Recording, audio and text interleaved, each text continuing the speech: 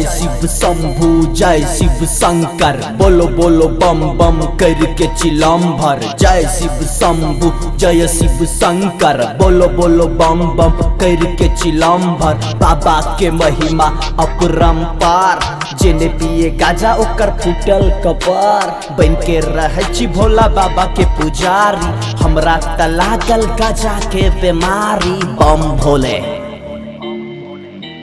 बम भोले बम भोले बम करके चिलम भर। जय शिव शंभु जय शिव शंकर, बोलो बोलो बम बम करके चिलम भर। बाबा के महिमा अपरंपार, जेने पिए गाजा ओकर फूटल कपार। बन के रहे छी भोला बाबा के पुजारी, हमरा त लागल गाजा के बीमारी। बम भोले